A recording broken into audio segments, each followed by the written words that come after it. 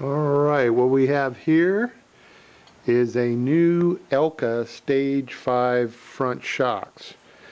And this is going on my new 2012 Spyder RT W, as I call it, because it's white.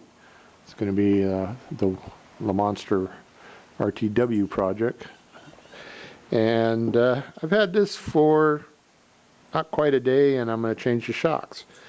Reason I'm going to change the shocks is not because these are bad. I know the 2011 was a huge improvement over the 2010. They're actually using the same shock on 2012 as far as I know. One of the reasons I'm switching to Elkas is basically because I love them. There's nothing wrong with the shocks, the stock shocks as they are.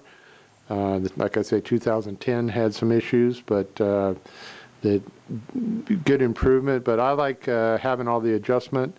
I ride pretty aggressive. The Elkas allow you to have infinite preload instead of just on your stock shocks. You basically have 5 preload adjustments, and you normally start in the middle, so you really only have 2 or 3 adjustments. And of course, you know, as shocks get miles on it, and depending on your load, they will wear out, and it will get to where that even cranked all the way up may not be enough for you. So that's one of the reasons I like the Elkas. Good quality shock, and these particular ones, like I say, are a Stage 5. They're a brand new shock for Elka. As far as I know, this is the first set that they have in a customer's hand. They wanted me to get it on here just to give them some good feedback. And one thing I like, I don't know if you remember if you're familiar with the other Elkas, they had a Stage 1 that had no auxiliary reservoir. Then I think it was a Stage 3 that had the auxiliary reservoir. Well, this is Stage 5, and it's got what they call a piggyback reservoir, which is pretty cool.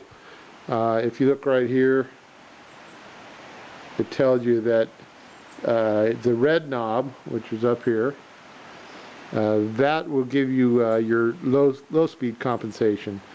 Turn clockwise for firm, counterclockwise for plush, and the black is the high speed dampening. So this has got dampening in both directions, and what that does is it allows you to adjust for your riding style and your load, and it can be adjusted really easy on the fly. Just reach in there, turn them knobs where you like it, and you're good. So it's really a neat feature. I can't wait to try it out.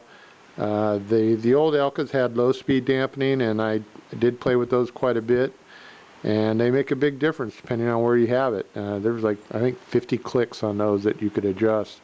So that's basically 50 different adjustments. So I'm going to go ahead and do an install on these, and I'll do a ride report, of course.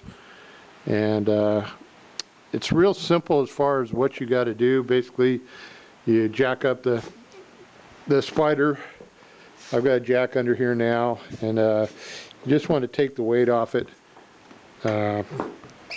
Just nice and light. So just take the weight off it, and your wrenches. And basically, these are 15 millimeter, and you got this bolt here that you'll be undoing, and then one up in the tower. I don't know if you can see that or not, but you don't have to pull off any body panels or the trunk or the wheel or anything. I've already changed out my first one. I put Elkas on like a week after I had it, and it's real simple install.